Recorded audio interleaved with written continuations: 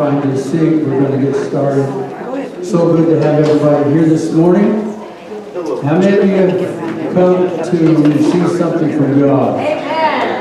Well, then you won't go away disappointed. And it's so good to have each of you here, all of our visitors here this morning. We welcome you here at Mountain of Life. We just want you to feel welcome and just feel at home. And most of all, we want you to feel the presence of the Lord in your heart. So we're going to tonight, this morning, we're not going to take prayer requests, but we are going to, if you have a request, if you just raise your hand, we want to take it to before the Lord. I do want to give a quick testimony. We was called yesterday morning to come to Phoenix Children's Hospital. There was a newborn baby. She was 3 days old, and her heart was beating out of her chest. They had her in ICU. They thought that, well, they wasn't really sure what was going to happen. Her breathing was erratic, and they were expecting the worst. We went in, we prayed for the baby, and 5 minutes later, the nurse come in, and she goes, I don't know what's going on, but she said her heart rate is normal.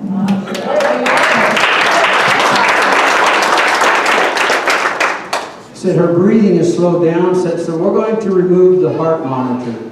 So you see, God's still performing miracles. Would you stand with us this morning? We're going to go before the Lord in prayer. It's good to have Brother Neal with us. Randy Neal with us. He said, call him Randy.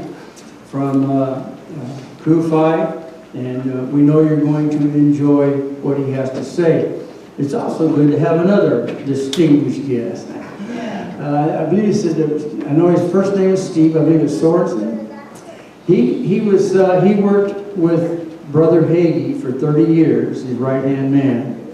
And we're glad to have him here this morning. I'll tell you what. He's probably got some stories to tell you about John Hagee that would just blow your mind. But we're good to have you here. Let's go before the Lord in prayer. Father, we come before you this morning. Father, we bring this service to you, God. Father, we ask that you're anointing us. Father, we be upon each heart. Father, we pray, Lord, that God, that your blessings will be upon each and every one in this room. Father, for those that are in need, God, those that have requests, Lord, we pray, Lord, this morning, God, believing that you're going to perform the miracle that we ask. Father, we ask for a special anointing upon this service. Father, we pray, God, for these families that comes, Lord, to share with us this morning, God, that, Lord, that our heart will be carried for the country, Lord, we commit this service into your hands, and Father, we just give you praise and we give you glory in Jesus' name. Okay, you may be seated. We're going to ask, what we're going to do is we're going to go ahead and take our tithes and offerings and get that out of the way so we don't have any interruptions. And then at the end of the service, we're going to receive a special offering for the Christians United for Israel. So, Brother John, would you pray?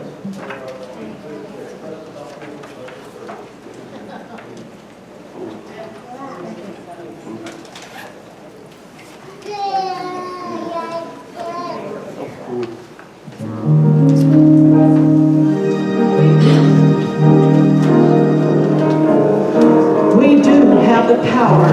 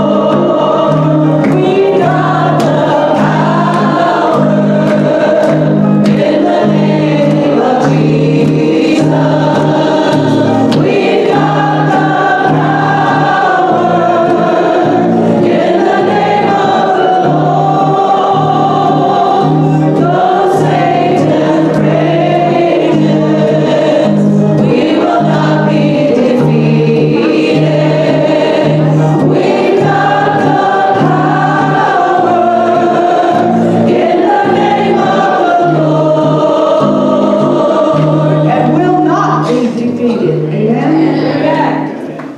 Oh.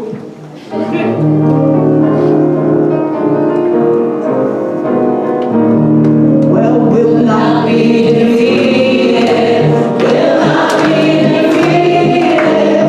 We'll not be defeated anymore. Oh, since the Holy Ghost came in, gave us power over sin, we'll not be defeated anymore.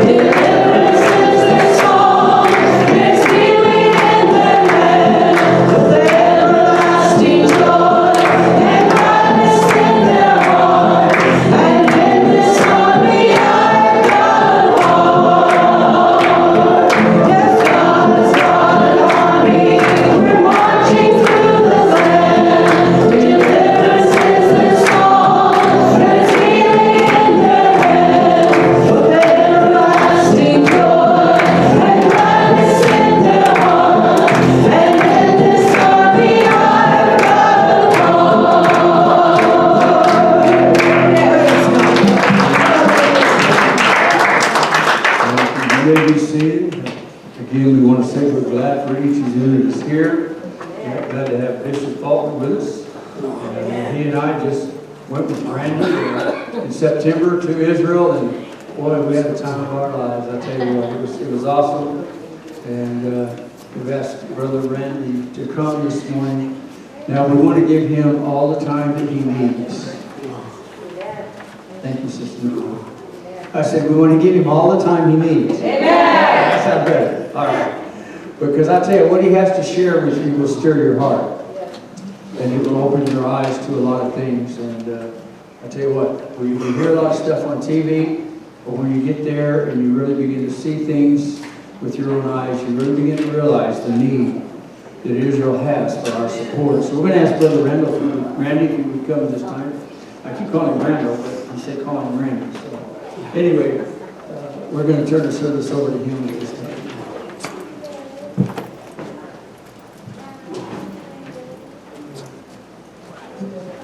Thank you, Pastor Leonard.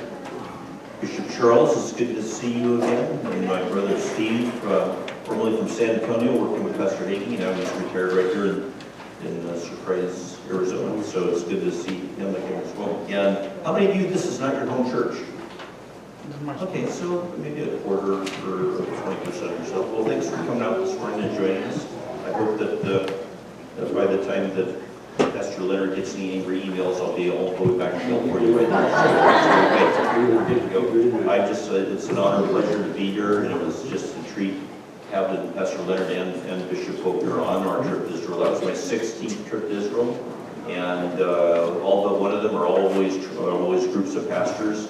And with all due respect to the other 14 trips that were pastors, I can't say in good conscience that it was the best trip that I ever had, but I've never had a better trip, and I've never had one that I believe was so we would have needed a hydraulic press to put another thing into the itinerary, but it didn't feel rushed. It just felt full, and we felt it was really, really relevant, and a really good blend of ancient holy sites and Christian pilgrimage, and at the same time, just some reality checkpoints to do with what the modern state of Israel is facing today. And that's one of the things that I do want to kind of touch on today.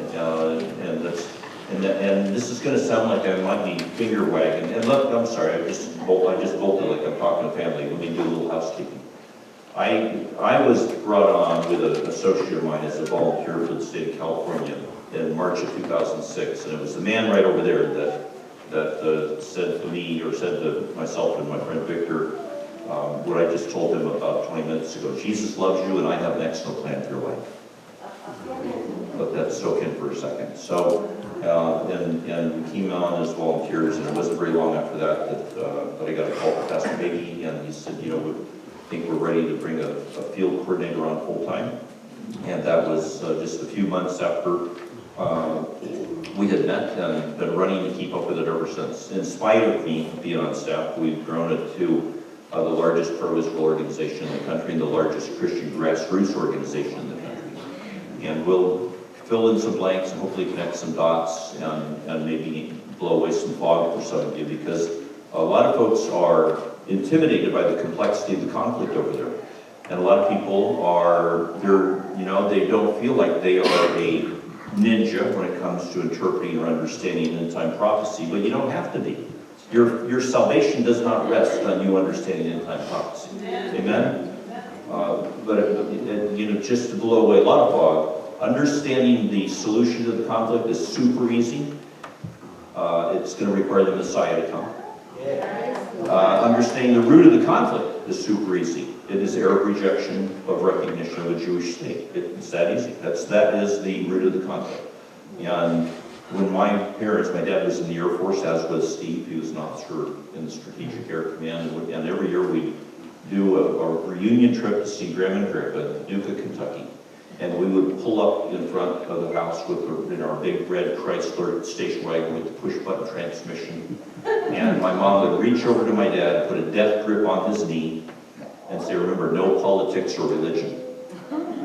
And when you talk about Israel, you kill both birds with one stone. And it evokes passion and it evokes emotion, both good and bad, and very, very, very intense sometimes.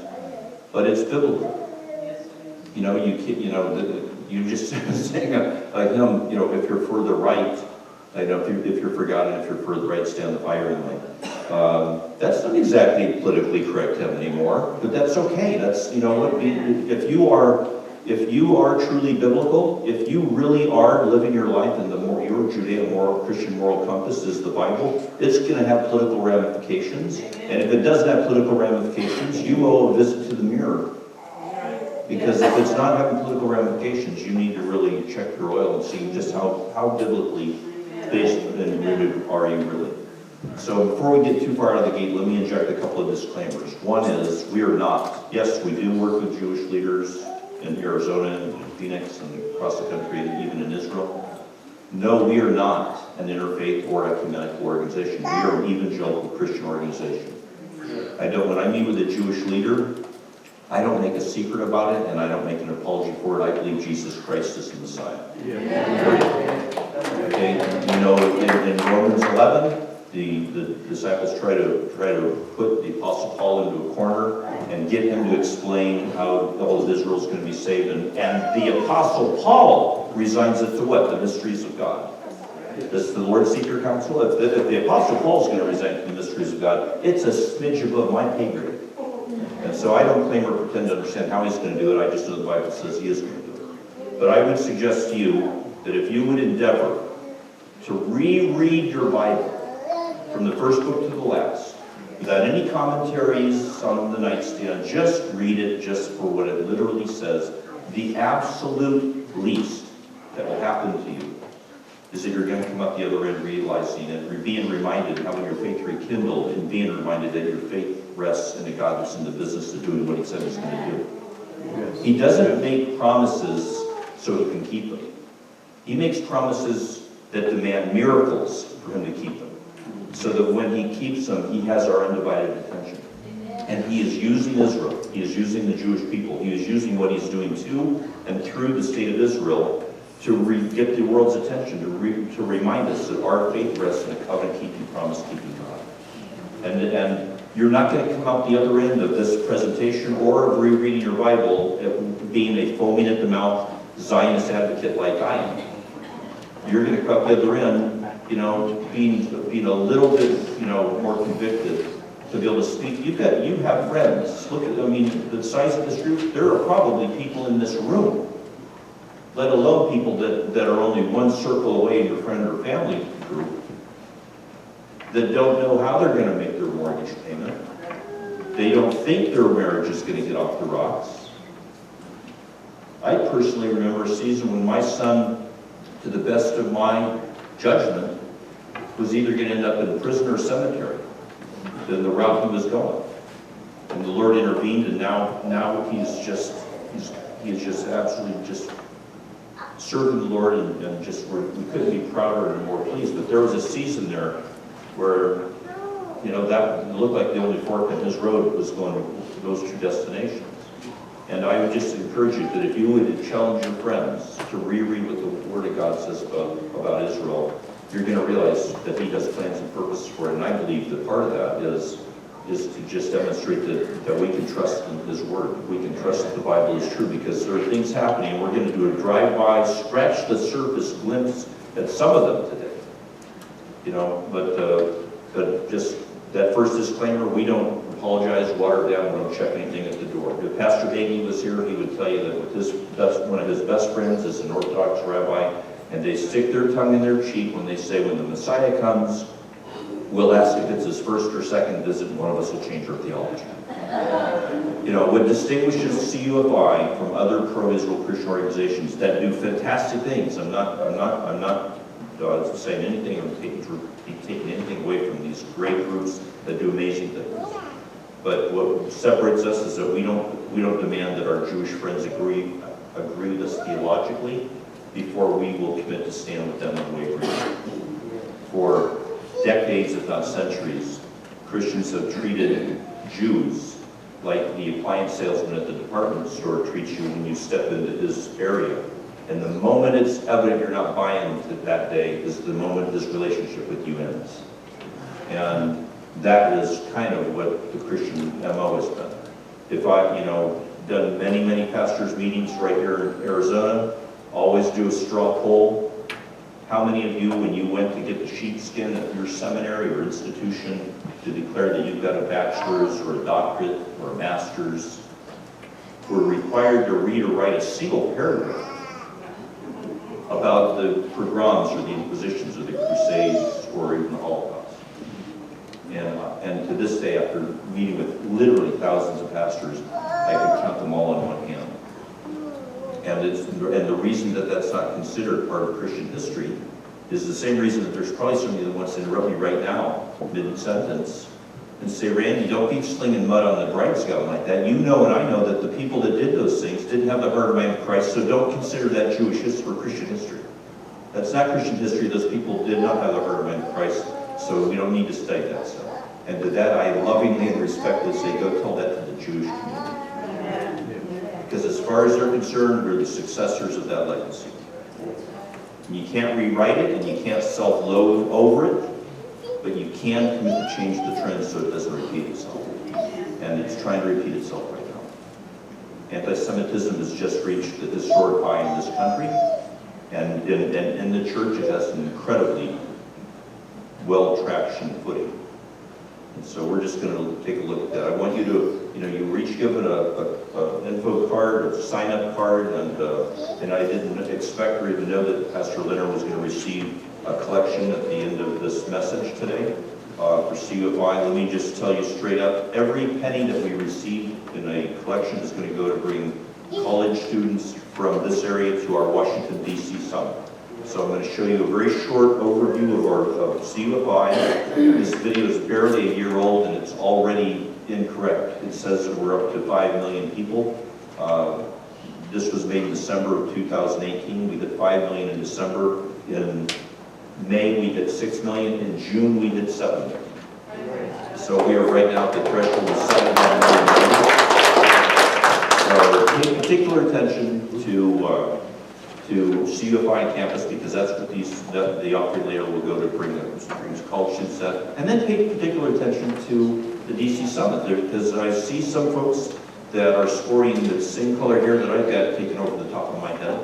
And that means that you may have some freedom of time and the ability to join us in DC to let your elected officials know that it's not just their Jewish constituents that care about and take seriously a strong U.S.-Israel alliance and relationship. And we want to bring that message here locally. We're in District 8 here, right, in Arizona? Yes? Yes, Congressional District 8. Okay, scared me there for a minute. And then we also want to bring it to D.C. Let's take a real quick look, and then we're going to just plow forward here. And we need to do that. Okay.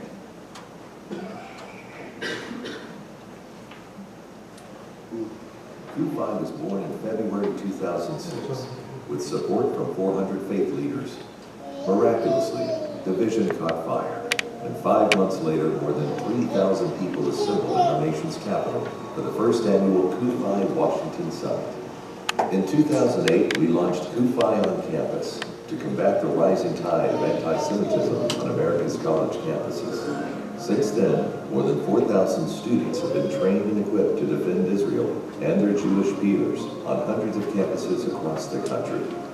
We are now the largest pro-Israel campus organization in America, with a presence on nearly 300 campuses. Then, in 2009, we began leading pastor leadership tours to Israel and began to see our numbers and impact grow as each trip transformed pastors from spiritual pilgrims into passionate Christian Zionists, and many became our most dedicated grassroots activists. As of now, CUFI has taken more than 900 pastors to Israel over the past 10 years. With the Lord's help and dedicated grassroots activists, CUFI reached 1 million members in 2012. From there, we have grown exponentially. We reached 2 million members in 2015, then 3 million in 2016. We crossed the 4 million mark at the beginning of 2018, And within 10 more months, CUFI broke 5 million members by December 2018. As our size grew, so did our influence. Everyone, including Israel's enemies, began to sit up and take notice as CUFI became a political powerhouse. Through Christians United for Israel, more than 3.3 million believers raised their voices, have not been silent in support of Israel. And you can be heard in every city and town across America and in every office on Capitol Hill. And rest assured, the man down the street at 1600 Pennsylvania Avenue hears you too. CUFI's transformation into a heavyweight in Washington began to speed up when we threw our influence behind the Taylor Force Act, which was passed after CUFI members sent more than 1 million emails to Congress. Our first goal today is to thank the leadership, the staff, and most importantly you, the members and friends of CUFI, for your early, strong, and obviously effective support of the Taylor Force Act. We played a key role in helping several pro-Israel members of the President's administration win tough confirmation battles in the Senate. Thank you for all you did to help get my friend Mike Pompeo confirmed as our new Secretary of State. With our newfound size and influential voice, when Israel is threatened in any way, CUFI is poised to deliver a strong counterpunch, and our impact is being felt and seen in the halls of power. Thank you for always standing with Israel. You are truly among our greatest friends in the world. I cherish that friendship. For decades, America has been the backbone of Israel's support in the world. Well, the backbone of that backbone is the support of millions of devout Christians across this great country. More than any other Christian organization, CUFI works year after year to make that backbone stronger and straighter than ever. This year we are charging full steam ahead to build on the momentum of the last year.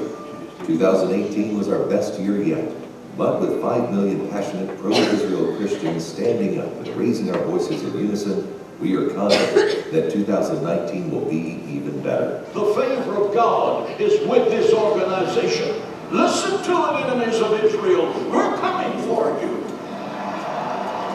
God has granted us a unique role to play during this critical time in Israel and America's history. We dare not waste a single opportunity. Let us renew our finest efforts. Let us be courageous in this fight. Let us not be afraid of those who oppose us. Let us recognize that God is with us. Therefore, nothing is impossible to us. I believe the best is yet to be.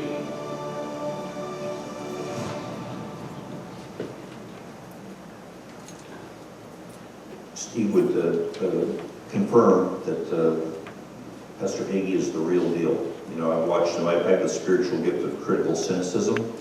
And I watched him when he didn't know he was being watched, when there was no camera and there's no microphone, there's no audience, and he is the real deal. He is an amazing fusion of authority and humility simultaneously.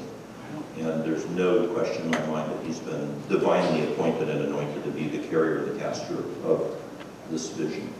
And so hopefully some of those things resonate with you. I'm going to ask somebody, I'm going to ask you to later on when we get back to some political stuff, ask me what the Taylor Force Act is. So I love that video, but it makes mention of the Taylor Force Act and it doesn't elaborate on what it is. And it's important that you know what it is. It's very important. And we're going to plow into some geopolitics in a minute, but another disclaimer in addition to one that I said a moment ago about us being evangelical. Another is being pro-Israel is not synonymous with being anti-Arab. Okay, God loves all of his kids. And Israel wants to be able to love her Arab neighbors and tries if you take a look at her efforts and the moral height road, the moral clarity spectrum through which she operates, you'll see that there are few nations on earth that tries to do whatever they can do to try to figure out how to make peace. We're going to take a really up-close look at that in a minute. But the reality is the worst enemies that the Palestinian people have ever had are their own leaders that keep their boot on their throat for the purpose of creating a festering open wound out of the Palestinian people for the sole purpose of delegitimizing Israel, demonizing Israel in the eyes of the international community. It's very critical that we have some grasp over the neighborhood that she's in. She makes up less than 1/8 of 1% of the Middle East, the neighborhood that she's in. She's barely the size of New Jersey, 290 miles long, 85 miles wide at her widest, and 9 miles wide at her narrowest. Now, if you come to a meeting like this, if you go to a conference, if you watch the DVDs, if you read books, invariably, sooner or later, somebody's going to point to and say Genesis 12:3, rightfully, by the way, because it is a cornerstone passage that really begins the thread of what we believe is a biblical mandate that runs all the way through every book in the Bible, that Christians are supposed to stand with Israel and the Jewish people. That might be foreign to some folks. You know, I will challenge and encourage Pastor Leonard and Bishop Charles to consider that you could do a 6-week sermon series just on the 3 lines in Genesis 12:3. I'll bless as a blessing, I'll curse you that curse thee, and in you all the families of the earth shall be blessed. There's a couple things that I have to unpack about Genesis 12:3 though. One is that second line is one of the most mistranslated passages in the Bible. It does not, the literal Hebrew does not say, and I will curse thee that curse thee. The literal Hebrew, if I can say literal correctly, the literal Hebrew translates to, those who esteem you lightly, I will curse. Let that steep for a second. If you curse somebody, it's fair and equitable that you could get a curse in return. But if you esteem somebody lightly, in other words, you dismiss them or you don't take them seriously, and you're going to be cursed for that, that gives you some perspective on how seriously the Lord puts this. 10 people quote Genesis 12:3, 9 of them leave off that last line. They all say, I'll bless as a blessing, I'll curse thee that curse thee, and 9 of them leave off, and in you all the families of the earth shall be blessed. And that's just as important, I believe, as the first 2. You know, I'll bless those that bless thee. There's a lot of Americans, millions, and Christians and Jews around the world, beyond the borders of the U.S., that believe that the incredible station that this nation enjoys, liberties and freedoms and opportunities well beyond what could arguably be what we earned or deserved, is in no small way related to the fact that we were the first nation to recognize the reestablishment of the Jewish homeland.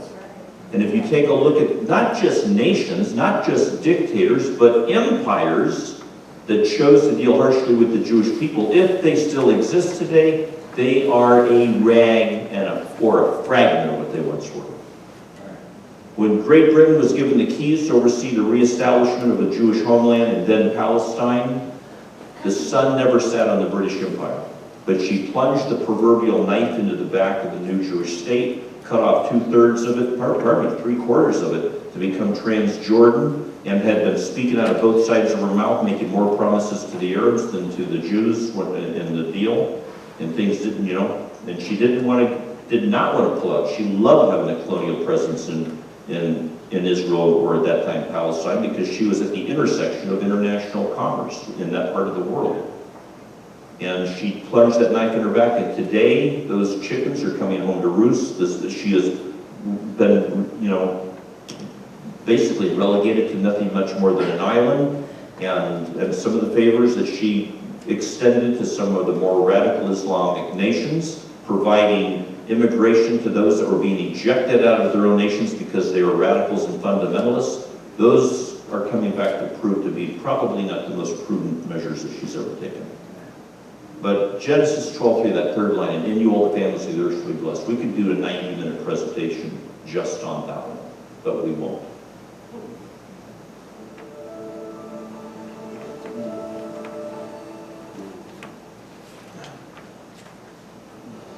Israel is described in the Bible as a light unto the nations, and modern Israel's medical and technological breakthroughs are blessings to all of humanity.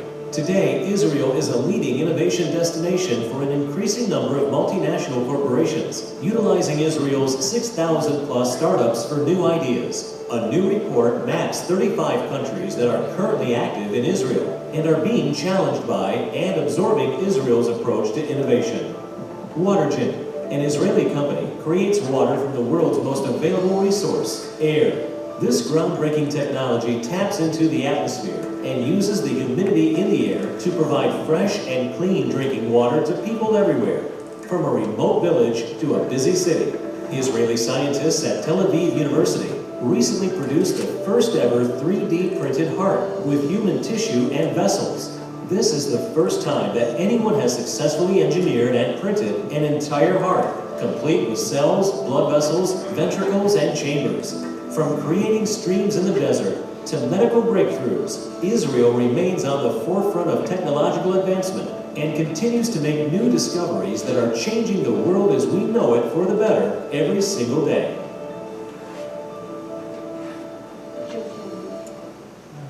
You know, it doesn't make any sense that a people group that make up less than 1/4 of the world population, less than 1/4 of the world population, 0.22, they're cutting the edge on Nobel Prizes. If it has to do with with environment, communication, agriculture, medicine, if it has to do with extending the days of life or enhancing the quality of life, you can just about guarantee that there's Israeli fingerprints either directly on it or not very far removed. Where did Pastor Leonard go? Did he? He just stepped in here. He just stepped out. I was just thinking this for his range bag.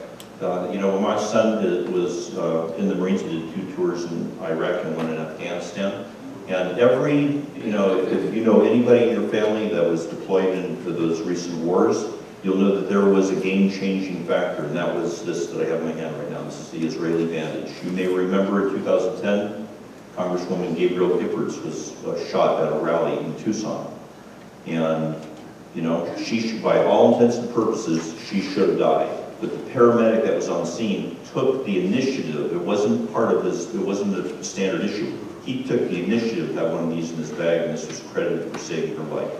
If you take a look at the graph chart of U.S. battlefield, wound casualties, or not fatalities, but just the recipients of gunshot wounds on the battlefield.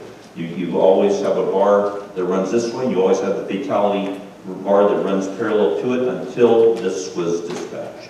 This goes right in a pocket. A person can bust it open with their mouth. It's got a built-in tourniquet key, and it's infused with blood clotting agents so that you can put it on yourself and actually save yourself without even having to be taken out of the field. So once these hit the field, gunshot wounds didn't go down, but the fatalities because of them did. And so, Pastor Leonard, this goes into your gun range bag. You take the YouTube tutorial so you know how to use it. If you drive southeast of here or southwest of here, you're going to go to the Gila Indian Reservation, and when you hit there, you're going to see all these greenhouses. That's Israeli greenhouse technology, and they're using drip irrigation technology that was invented in kibbutz in Israel in 1964, where it uses a fraction of the water to double the production of the crop, almost double the production of the crop. And what's to say, not just in you all the families of the earth shall be blessed, in you all the nations of the earth shall be blessed. So that's important to put in perspective, because that means even those nations that are out in number 2 and on the second line out to curse Israel are being blessed. Take a look at the Syrian soldiers that were fortunate enough to be slain close enough to the Israeli border. These are people that have vowed to see Israel's destruction, and they wake up at 2 in the morning being whisked away by IDF, the equivalent of their Navy SEALs, to bring them to an Israeli hospital to treat them and then bring them back again. It's absolutely, and I could go on and on and on and on and on about just the technology, but just suffice it to say that it's an understatement.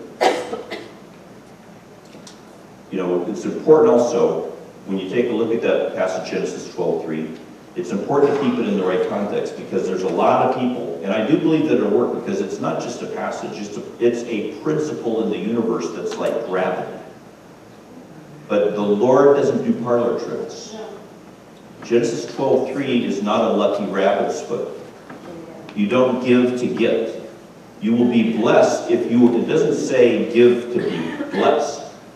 It says, I'll bless those that bless you. To bless somebody, you have to genuinely seek to do so in your heart. It doesn't mean you're going to write a check.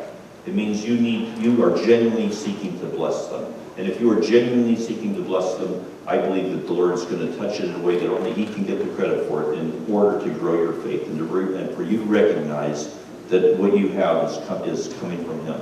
It's very much like that passage in Malachi. It's the only place in your Bible where the Lord challenges you to test Him with a little bit of what's already His in the first place, and to see if He won't bust open the winds of heaven, that your storehouses can't even contain what he has in store for you. And he does that because he wants to grow your faith. And I believe Genesis 12:3 is a cousin to that.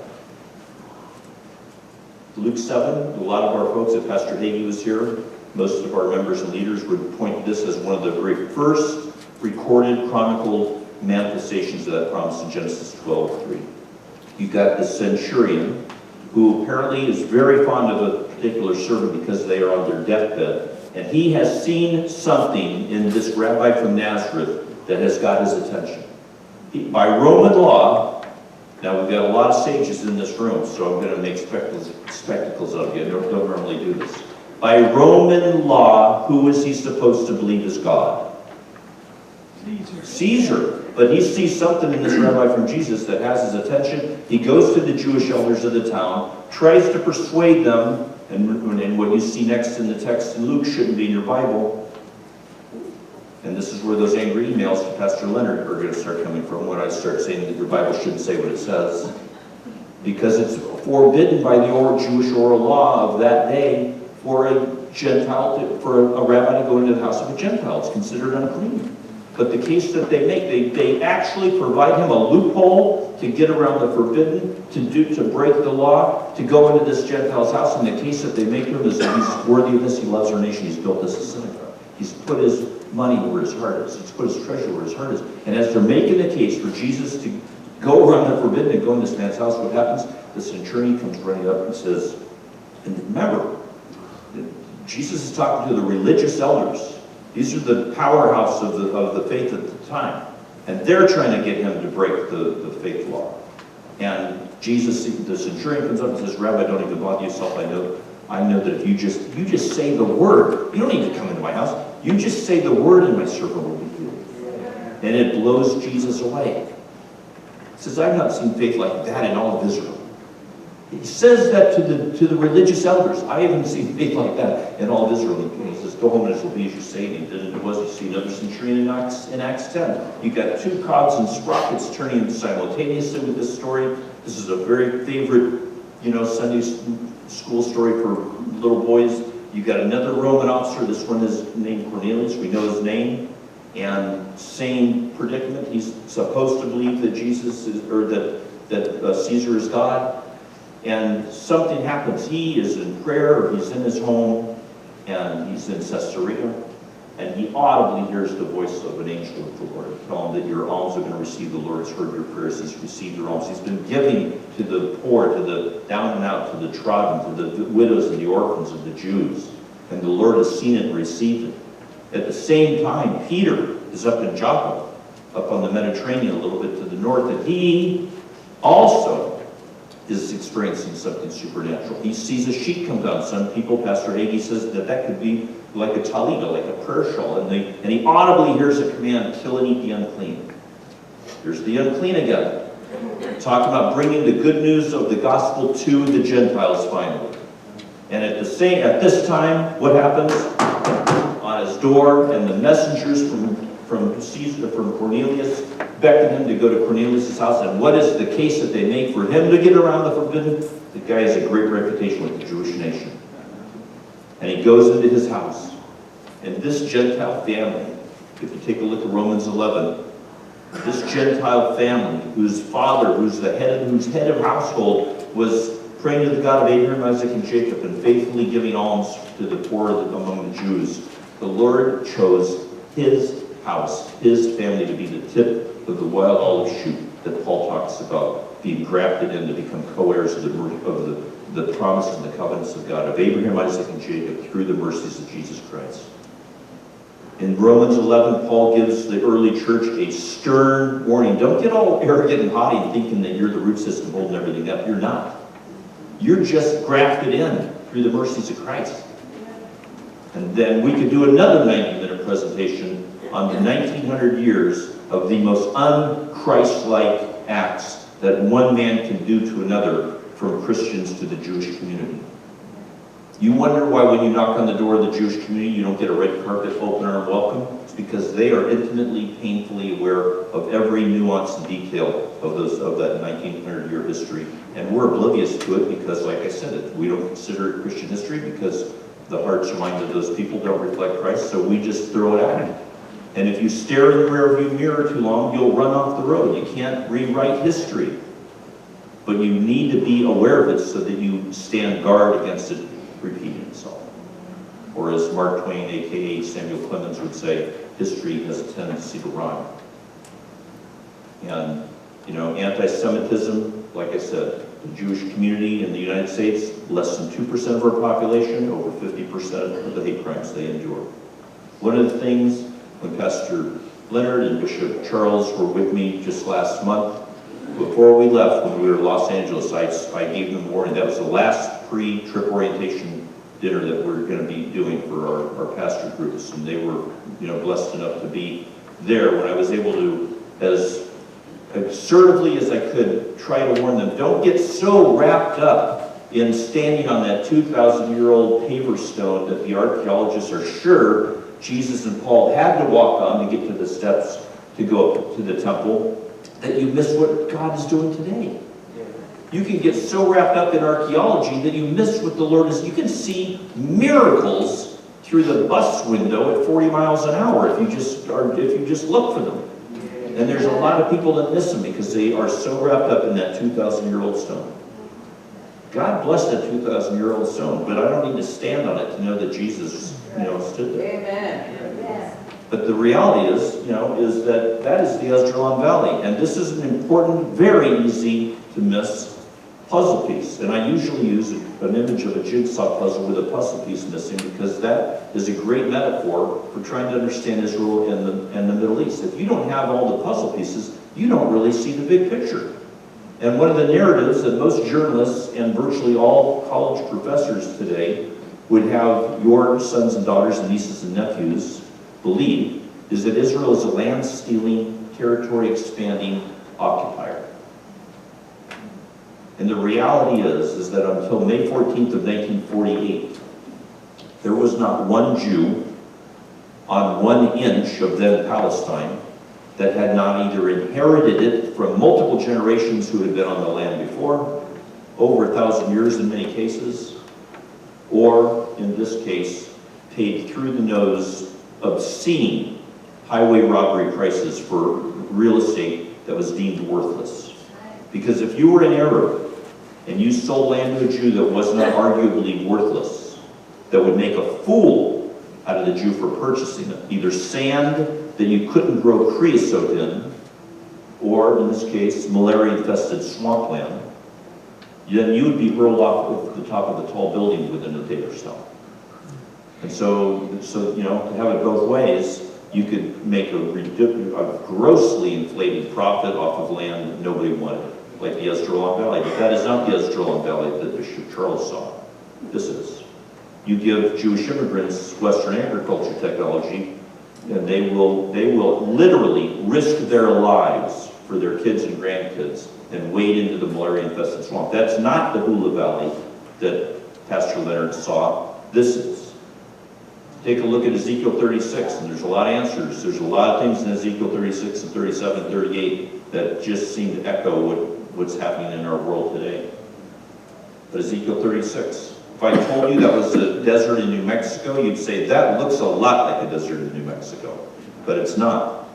And the desolate land shall be killed where it lay desolate in the sight of all that pass by it. That from virtually the very same vantage point, less than a century later, doesn't look like New Mexico, it looks like Napa. And the very next line in Ezekiel, and they shall say that this land that was desolate has become like the Garden of Eden.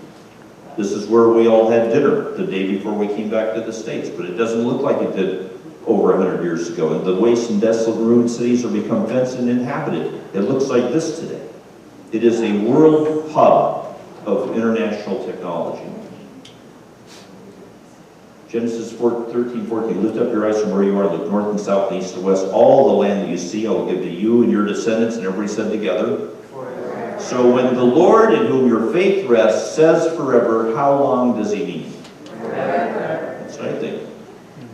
Zechariah 8, when, not if, when you go to, how many people have been to Israel before in here? Oh, that is pathetic. That we need to remedy that. Pastor Leonard, Bishop Charles, we need to get a trip in the calendar and in the works. And you folks need to start planning. And when you go to Israel, one of you in the group is going to stop when you were in the old Jewish quarter, and someone's going to bust open Zechariah 8 and read it in its entirety, and your faith will feel the Lord breathing on it. When you see an old man or an old woman walking by with a staff in their hand because of great age, or you'll see boys and girls playing in the streets, none of which were the case when these words were written, by the way. Amos 9, I'll bring my exiled people of Israel back and will lead forward. I will firmly plant them there in their own land, and they will never again be uprooted from the land that I have given them. When he says never again, how long do you think he means? Never again. You know, it's very, you know, this is a passage that you've probably read more times than you can recall, and maybe some of you never realize it is a inverted mirror reflection of what it should say. You don't give birth before you go into labor. But that's exactly what it says. Who's heard of such a thing, or who's seen such a thing? Shall the earth be made to give birth in a day, or a nation be born once? And there's millions and millions of Christians and Jews around the world that believe that's exactly what happened on May 14th of 1948.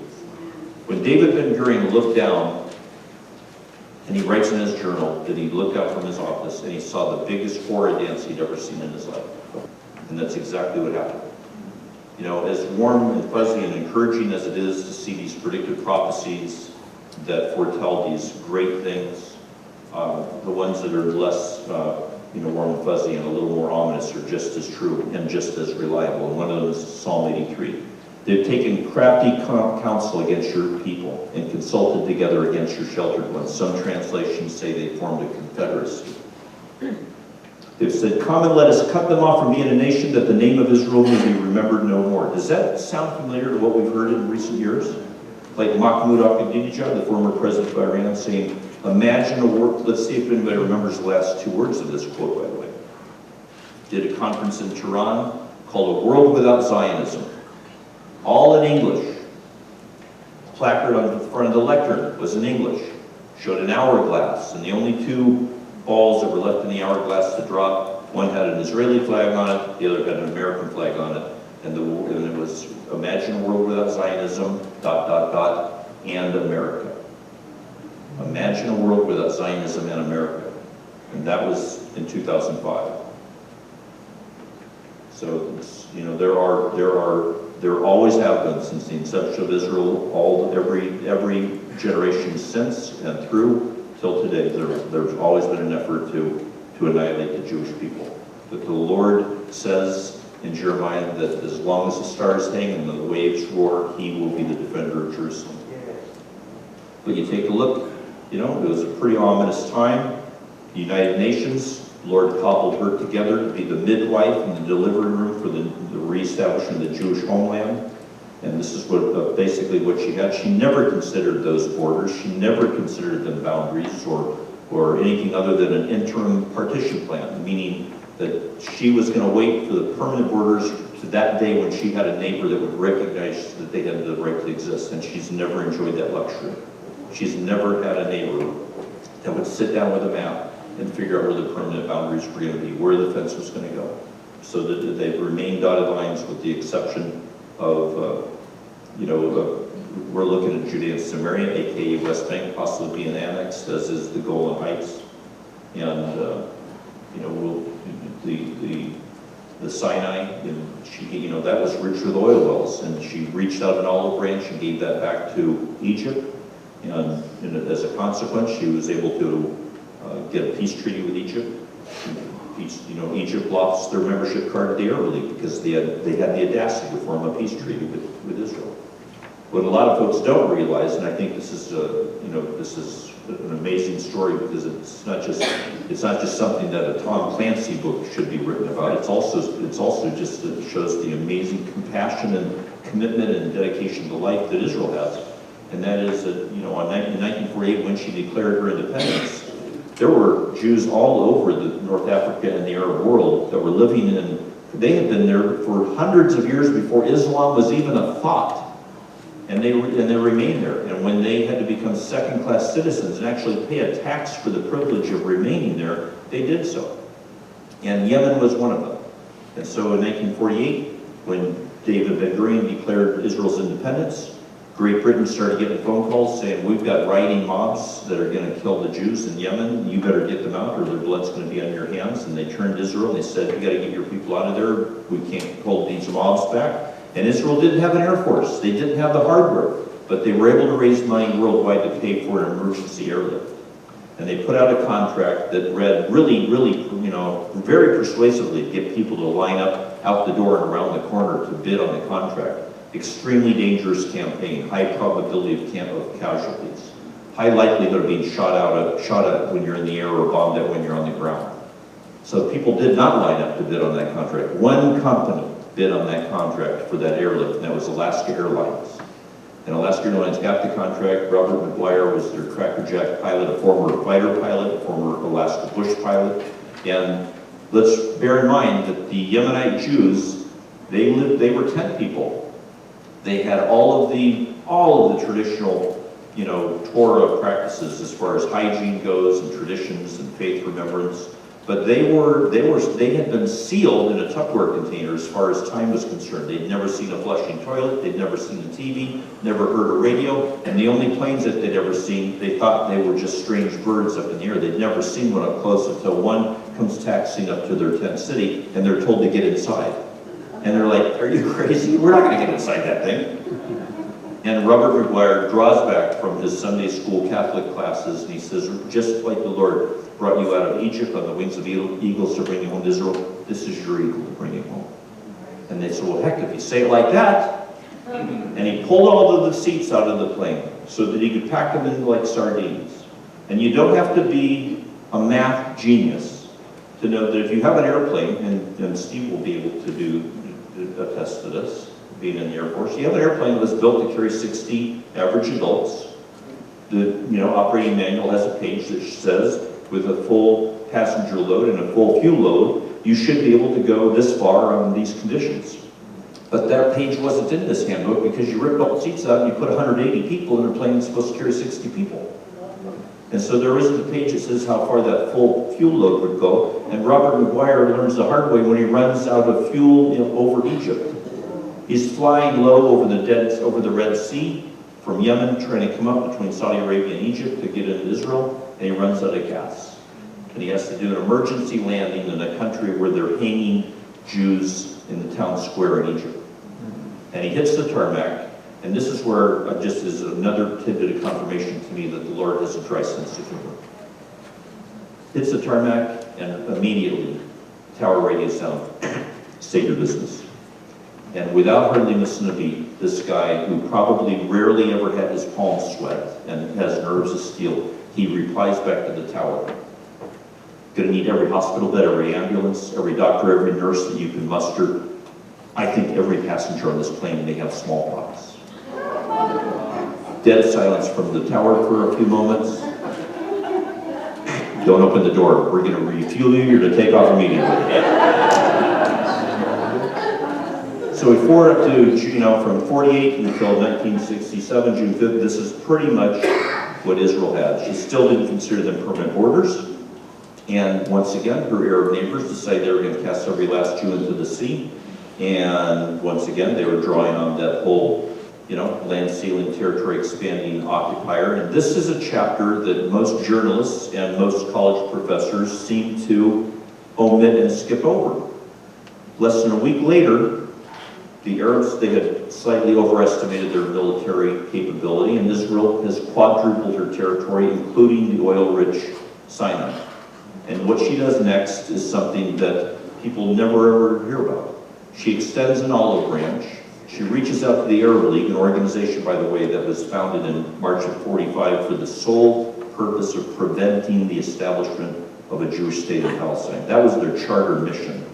And she reaches out to them with her foreign minister, Eben, and says, look, we're going to keep our reunified holy capital of Jerusalem. And that's not negotiable. But we want to give back what we just gained as spoils of war against aggressor nations. Gaza, Golan Heights, even our most precious biblical heartland, Judea and Samaria. And the Sinai with all the oil wells, which are pretty handy to have, by the way, oil wells. We want to give 97% of what we just gained back with these three radically unreasonable conditions. agree to live with us in peace, recognize that we have the right to exist, negotiate with us so that we can be good neighbors. And they mull it over, they come back 3 months later with the famous cartoon resolution, the 3 no's. No peace with Israel, no recognition of Israel, no negotiations with Israel. That is the root of the conflict. Jewish recognition of a Palestinian state has nothing to do with the conflict. They've been prepared to do that since day one. It's entered into all of the journals that have to do with forming declaring independence and forming their constitution, or not the constitution, their Declaration of Independence. So anyone that says that it has anything to do with Jewish refusal to recognize a Palestinian state has no idea what they're speaking about. And the reason that I want to go back in time is because a little bit back in time, fairly recently, about 3 years ago, something extremely important happened that had a very near train wreck impact on geopolitics in the region and would have been worldwide. And that is that in October 2016, the United Nations Education, Science, and Cultural Organization did a blind ballot vote. This is an organization that's been appointed as the leader of the planet in identifying historically significant sites and preserving and protecting them for future generations, UNESCO. And they decided to do a blind ballot vote, and the proclamation was, there is no Jewish historical connection to the Temple Mount in Jerusalem or the city of Jerusalem. Let that sink in for a second. They did the blind ballot vote, and it passed. And some Jewish scholars pounded their fists on the table out of outrage, and they did another blind ballot vote, and it passed. And that set the stage, and that showed the climate that the world would be prepared to take things up a notch, or more accurately, take things down a notch. And so the United Nations Security Council ushered out UN Resolution 2334, which took it a little further, that said any Jews living on the post-67 borders or territories are basically committing war crimes and doing so illegally. And the United States did something that they rarely do at the Security Council.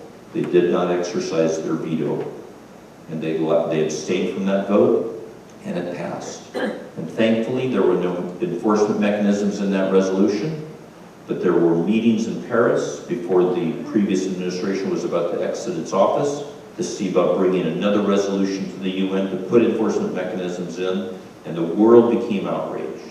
And that meant that John Kerry had to come out, and let's bear in mind, how long did Abraham Lincoln take for one of the most famous speeches in this country's history, the Gettysburg Address? It doesn't even weigh in at 4 minutes. It's a little over 3 minutes, the Gettysburg Address.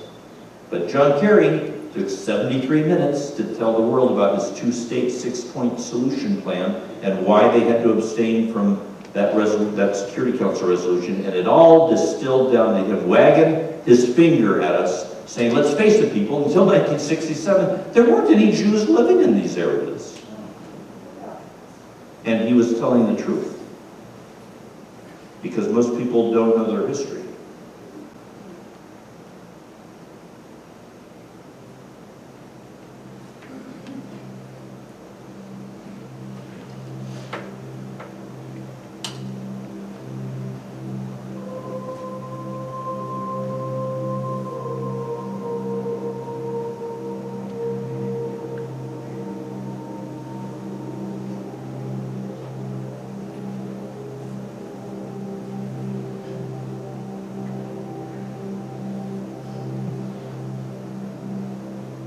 When the British withdrew from Palestine in 1948, 1,000 soldiers from Jordan's Arab Legion invaded the Jewish quarter of Jerusalem. For 13 days, the quarter was defended by just 200 Israeli fighters. But by May 27th, reinforcements still had not arrived. Ammunition had run out, and the few Jewish defenders left standing had been ordered to retreat. The Jordanians captured and blew up the city's main synagogue, a dramatic end to the battle for the old city. On the morning of May 28th, the leaders of the Jewish quarter officially surrendered. Colonel Abdullah Altel, the local commander for the Arab Legion, gave orders for the Jewish defenders to be arrested. The 35 remaining fighters lined up, but Eltel refused to believe that so few men had caused him so many losses. "You have deceived me," he said. "If I had known your true size, I would have fought you with sticks." He then ordered that some of the quarter's Jewish residents also be arrested to create a more impressive parade of prisoners when he returned to a mob. In the end, 350 Jewish men were taken as prisoners of war. 68 people were killed, and 1,400 Jews were expelled from their homes. In the Jewish cemetery on the Mount of Olives, thousands of graves were destroyed. Headstones were used as building blocks for Jordanian army barracks, and officers even built latrines on top of the stones to defile them. 58 synagogues in the Old City were destroyed. Hundreds of Torah scrolls were burned. And for the first time in 1,300 years, Jews were denied access to the remaining holy places, including the Western Wall. After the battle, Colonel Eltel reported to his superiors that the Jews had been defeated. Only 4 days after our entry into Jerusalem, the Jewish quarter had become their graveyard. Death and destruction reigned over it. As the dawn of Friday, May 28, 1948, was about to break, the Jewish quarter emerged convulsed in a black cloud of death and agony.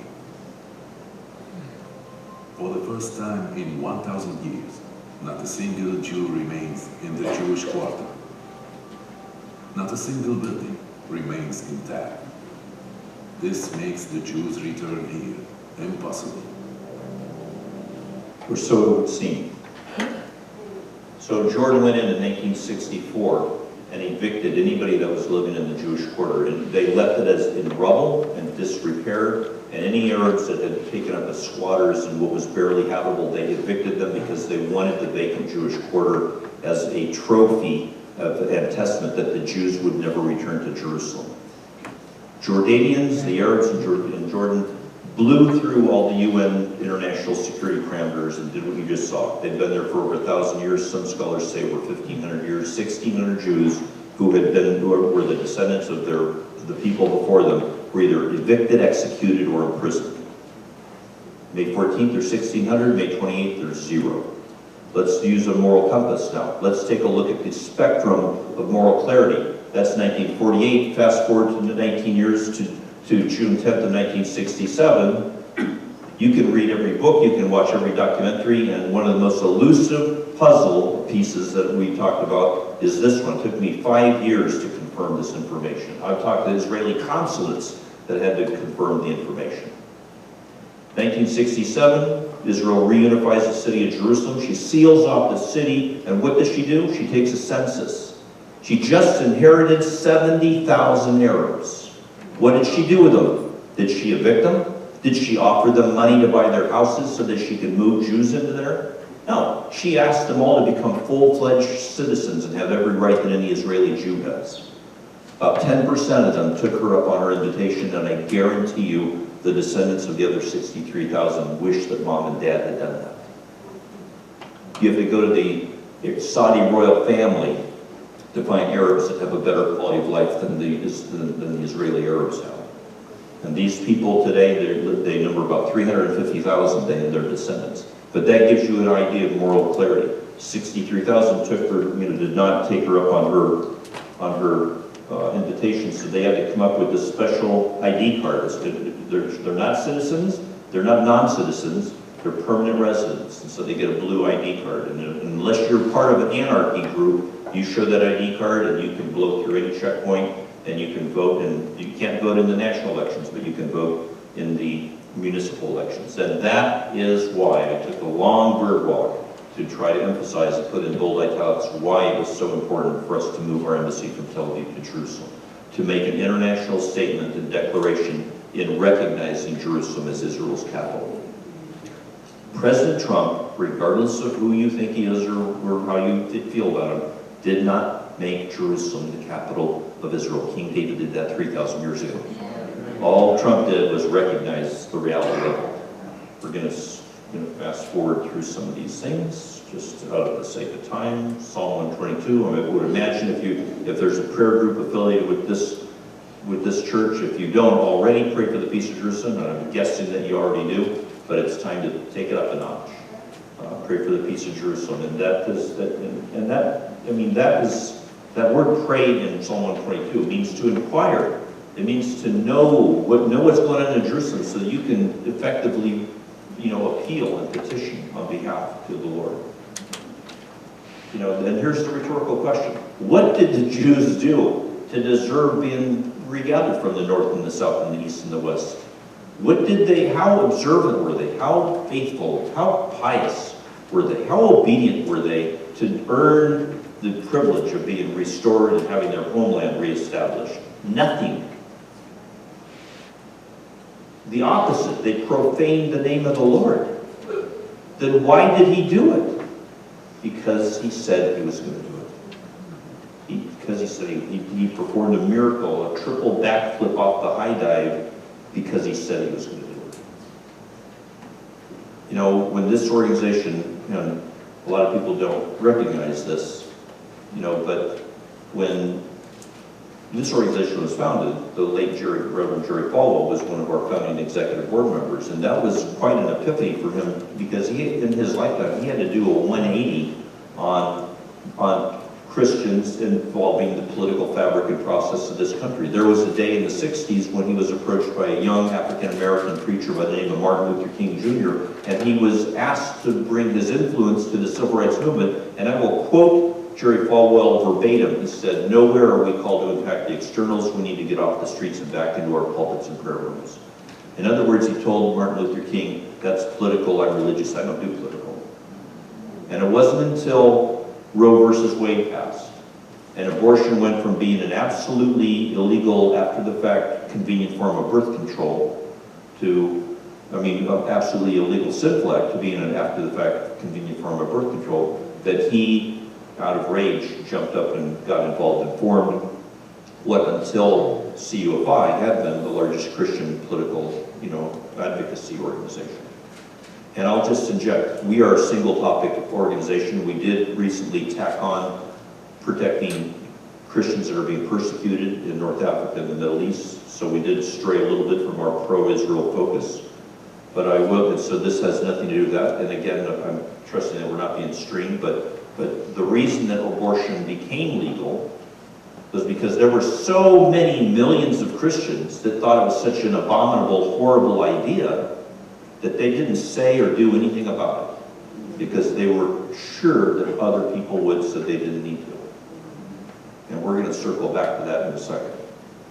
There were only 2 anti-Holocaust rallies in the United States. And one of them that went to meet with Roosevelt in the Capitol had this with them. That's an image. You see bombs in the upper left corner. Those just left the belly of the plane. The bombs, the background of that picture is Auschwitz. But the bombs are destined for an oil refinery in Poland that's fueling Hitler's war machine. And the case that was going to be made to Roosevelt was, you don't even need to change the flight path. You're already flying right over it. Maybe with a little luck and the Lord's help, you can actually strike the railroad tracks. Can't do precision bombings like that, but you can at least force the international community to acknowledge what's going on. And they marched on the Capitol, and they begged their Christian clergy counterparts to join them that day, and they were dismissed with the, "That's political, we're religious, we don't do political." And they marched alone that day. June of 1939, 900 plus Jewish refugees leave Hamburg, Germany. They cross the Atlantic. They all have pre-approved visas. They're going to stop in Havana, and then they're going to come to Miami, and where they've already been pre-approved to come over to the U.S. And somewhere in the Atlantic, the State Department decides they hate the idea of bringing in a slew of Jewish refugees. And all those are avoided. And they're turned away in Miami, and they're turned away in New York, and they go back to Havana, or to Hamburg, where they meet the very fate that they were fleeing in the first place. But while they were in port in Havana, Jewish advocates appealed to their Christian clergy counterparts and begged them to pressure our elected officials to do what they said they would do. And what were they told? That's political. We're religious. We don't do political. Today, we are seeing the rise of an old enemy wearing a new mask. Once, anti-Semitism was displayed by those in white hoods or wearing the twisted cross of the swastika. But today, this old hatred hides in plain sight. Only a decade ago, anti-Semites were shunned and despised. Now, this appalling bigotry has a platform on Twitter and is applauded in the public square. Anti-Semites rail against Israel on our college campuses.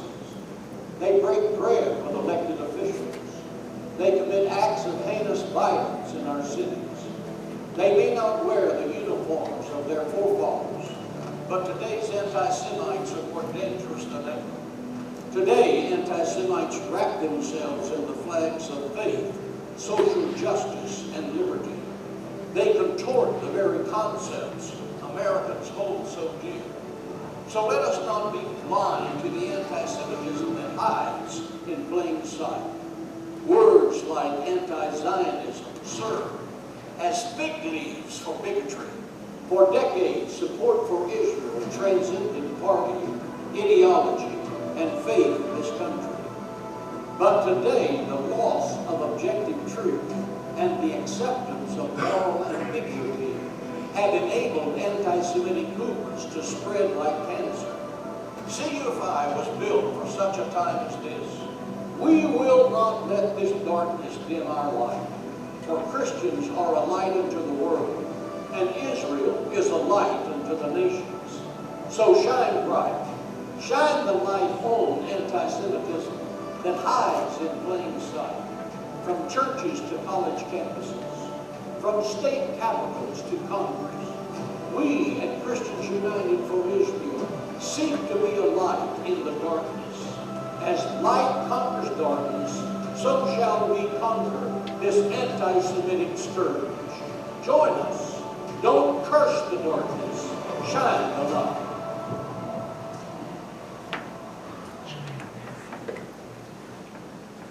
Like I said, unless you live in a cave and you don't seek out any type of news sources, the anti-Semitism is just skyrocketing right now.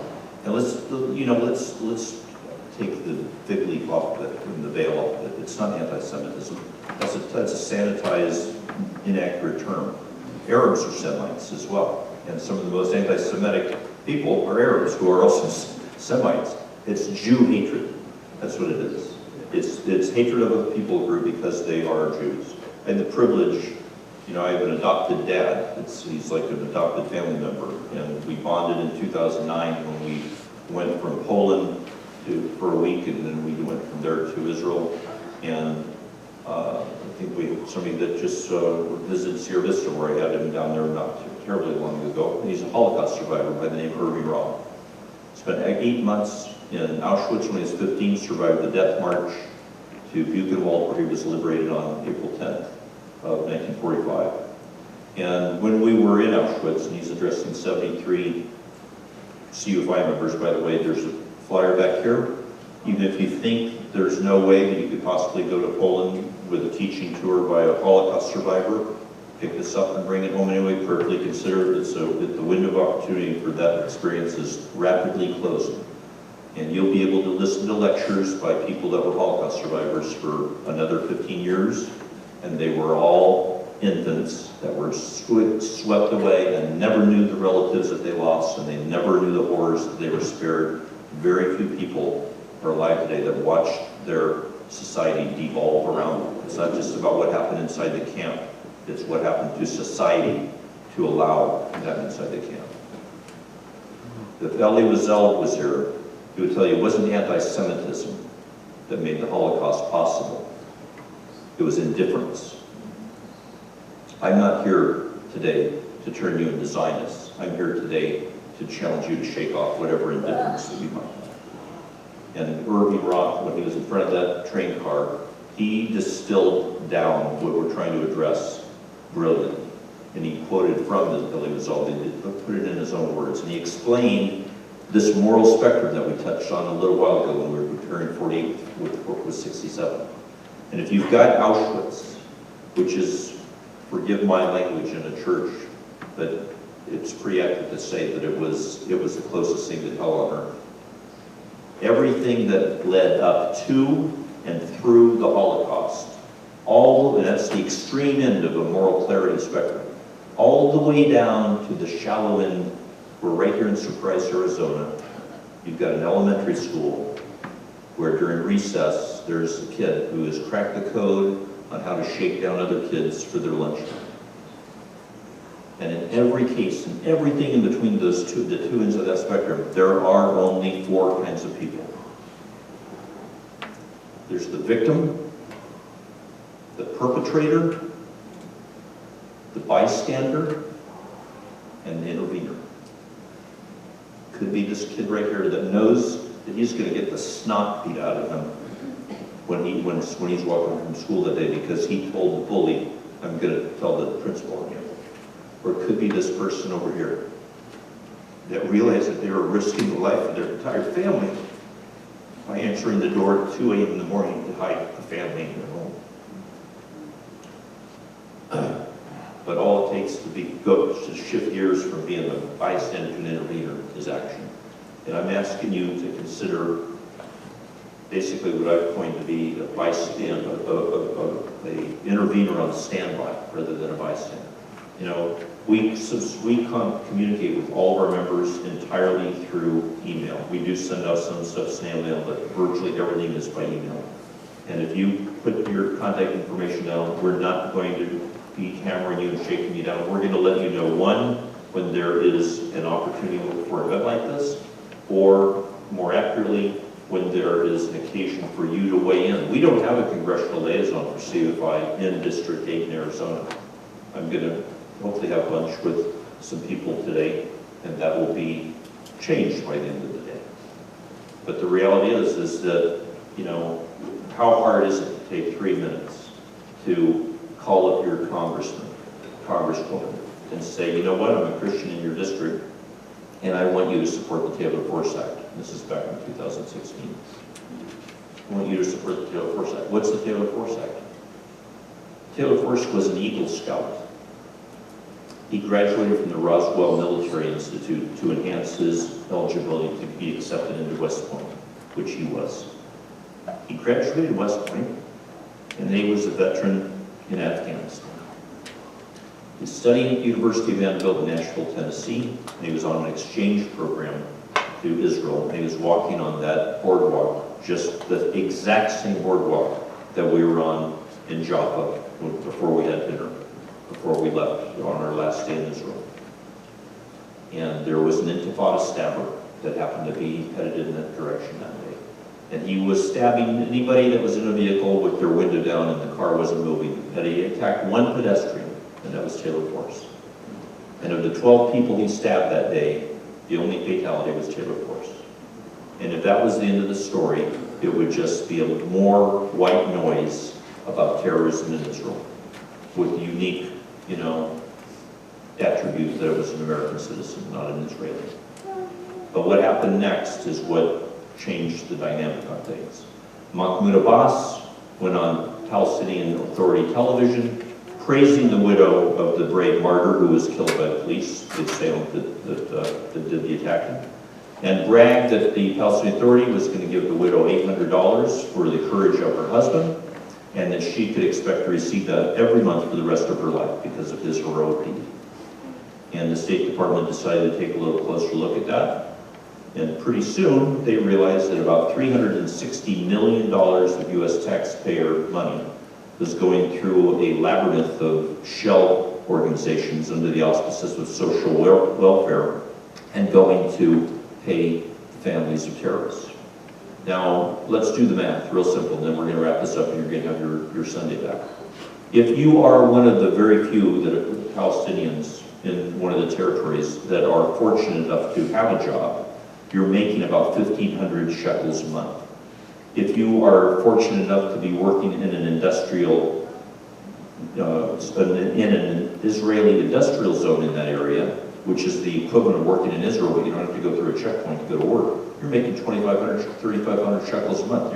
You are living high on the hog compared to your neighbors. If you are sitting in an Israeli prison because you got caught trying to kill Jews but you didn't succeed, your family's making 6,500, 7,500 shekels a month. If you are sitting in a grave because you were killed in the act of killing Jews, or life in prison because you got caught, after the fact, your family's bringing in 14,500 shekels a month. I'd love for somebody to explain to me how that incentivizes peace, because it does just the opposite. And Taylor Force was the tip of the spear that actually brought that to light, and our State Department decided to do the work on it, and CUFI got behind the legislation that basically said, excuse me, Palestinian Authority, but as long as you are going to incentivize terror, we're going to stop paying you that money. And it was people like you that got behind it, and it took 3 minutes to send an email or make a phone call to their elected officials and say, you know what, I'm a Christian constituent in your district, I care about strong U.S.-Israel relations, where do you stand, Taylor Force? That passed, slam dunk. But now we're working on the Anti-Semitism Awareness Act, where we are trying to pressure the Department of Education to adopt the State Department's definition of anti-Semitism. Because right now, the Department of Education, with universities all across the country that your tax dollars fund, they don't have a definition for anti-Semitism. They've got definitions for hate crimes, and you can be kicked out of school if you commit one of those. But if anti-Semitism happens on campus, because Jew is connected to Israel, and Israel is a geopolitical entity, it gets a pass into the auspices of political dialogue and academic freedom. And so we were just trying to create some parameters. So as simple as that, fill that out if you can. I'm going to ask Pastor Leonard to come up here in just a second, but right now, I want you to really prayerfully consider our DC Summit in June, the tail end of June this year. I know that some of you have the freedom and flexibility to join us if you can. We've been enjoying a great deal of favor with our elected officials. We would not be here without Israel and the important lessons of Jerusalem. We owe, in large part, who we are as Americans to that long-standing connection. We stand with Israel because we believe in right over wrong, in good over evil, in liberty over tyranny. Modern Israel is the only truly free nation throughout the entire Middle East. It has an enormous respect for religious freedom, a subject of many of our hearts these days. CUFI has an enormous impact here in Washington, across the country, and across the world. Thank you for your willingness to stand up and engage and fight for America, fight for Israel, and fight for doing what's right. We must say, not here, not now, not ever. Our nation stands toe-to-toe, back-to-back, with the people of Israel, because it's God's will. So look at that. There's brochures in the back. There's also the blue brochure that you were handed when you came in. And think about, I don't see too many in the audience today that look like they're going to college, but if you know of somebody that's in college, either here in Arizona or anywhere in the country, let us know. Let Pastor Leonard know and have him get a hold of me. And we will grease the skids and get them sponsorship to go to Washington, D.C., and they will have a life-changing, history-shaping experience. They'll come back with the skills instilled in them to know how to affect the political fabric and process of this country through our elected officials. But again, we do list everything that we do through that contact card, and so if you would bust it out and complete it, they're going to collect them in just a second. And I'm going to close this with an anecdote. If you've ever been to any of my presentations or messages, you've heard this before, and I have been released to not share this, so just endure if you've heard this before. But the first year, and Steve will attest this, the first year that we had our DC Summit in 2006, we had 1,000 people registered to come, and we thought it was a leap of faith to plan on 1,500, so it kind of caught us by surprise when 3,600 people showed up. And, that night in the hotel room, you couldn't click through the channels without seeing us on the news. There were vans out in front, and they had their satellite dishes, and you didn't have to watch the news for very long to realize that the media is not out to cast Christians in a very favorable light. they like to try to make you look like a caricature of yourself. And the next year we had restrictions. They couldn't be in the building without credentials. They couldn't leave their designated specified area without a staffer. And I was walking through an area where there shouldn't be any kind of journalists, and I see a microphone and a camera where there shouldn't be a microphone and a camera. And I get up closer, and there's no credentials and there's no staffer, but there is a person interviewing what was very clear immediately was a Holocaust survivor. White-haired lady, short sleeves, which is unusual for them to sport their tattoo, but she was by intention, I'm sure. And the person interviewing demonstrated as much disrespect and condensation as is possible to weave into your voice inflection. He said, how does it make you feel to know that after all you survived and endured, you do realize that with Iran on the rise, that your kids and grandkids may very well face the same thing? And this frail lady didn't miss a beat. She said, it's not the same thing.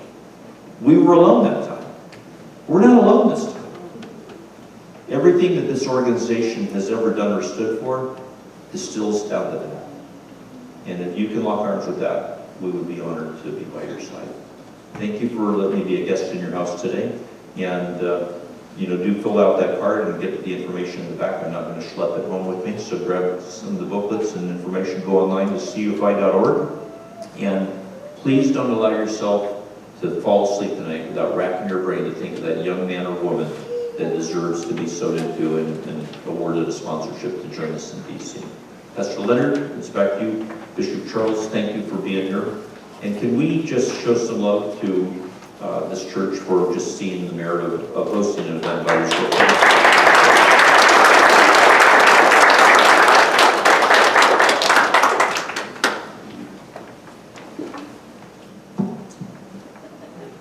Thank you, Randy. Thank you for being here.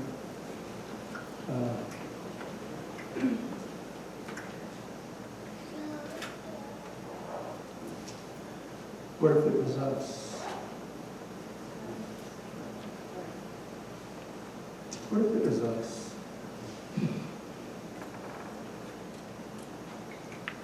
What if we had to watch every move that we made for the fear of being killed? As I told you about the school bus that took the Jewish children through an Arab neighborhood to a Jewish school, and the bus was literally wrapped in expanded metal to keep the Jewish children from being stoned to death by the Arab kids while they're just driving to school. Israel has never done anything to anybody. They have never done anything. They've never had any form of act of terrorism, but yet they're hated.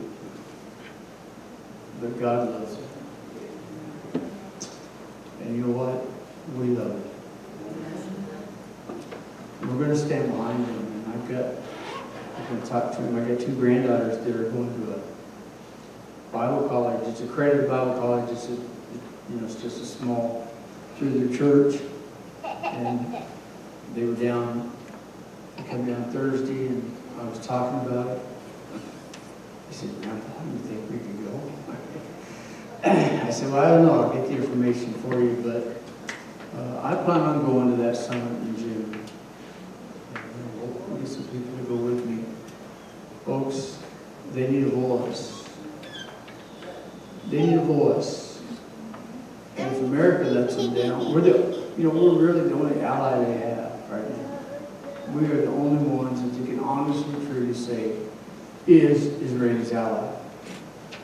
There's nobody else to stand with them.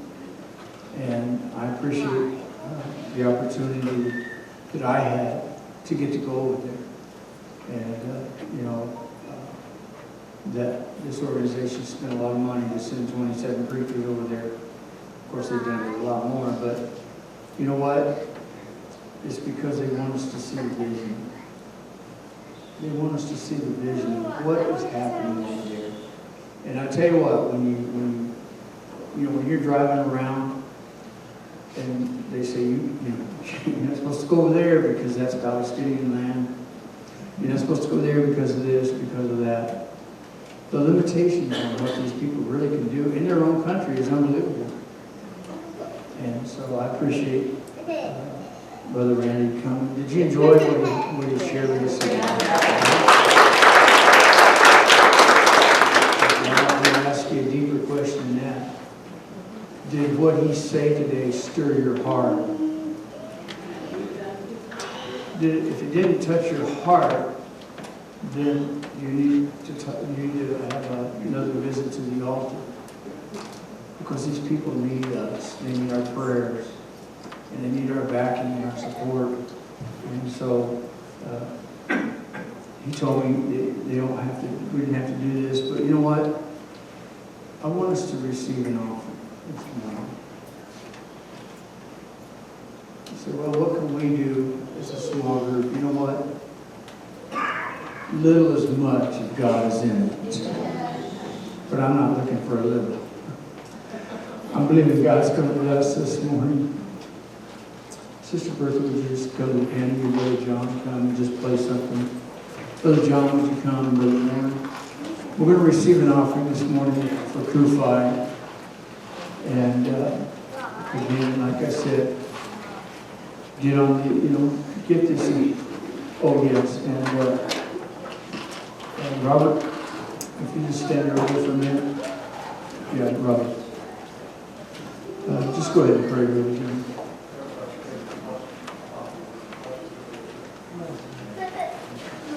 Okay, they're going to be, these gentlemen take your offering. Rob, would you collect these cards? Can you get this one?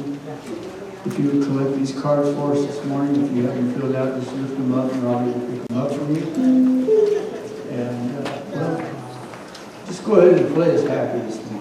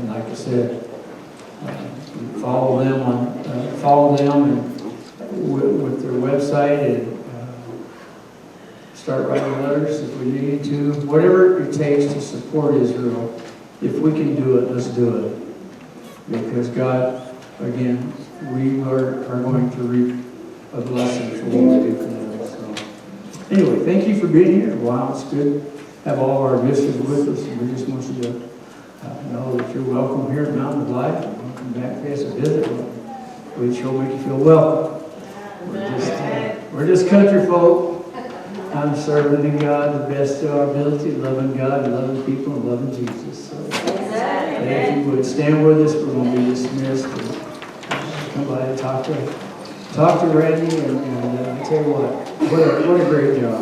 Randy, it's really been a blessing and a privilege to have you here this morning. Brother Faulkner, would you dismiss us in prayer? Father, we thank you for this presentation today that has touched our hearts. Father, our trip to Israel has changed our lives. The Word is coming alive greater than it ever has before, because we see, Lord, that we are in end times and in season. And God is raising up Israel to be the nation that the world is looking at. Now, Lord, I pray that every one of us that are here today, that we gain a greater love than we ever have for Israel. And may we be a voice to our children and our grandchildren. May we be a voice to our schools and to our colleges. I pray, Father, that you stir each one of us today. I believe, God, that your anointing will make a difference for every voice that is spoken in this house. And we give you thanks, we give you praise for the leaders, Randy and Stephen, that has come today. Bless our pastor in this church, and we give you thanks in the name of Jesus Christ. Amen. Amen.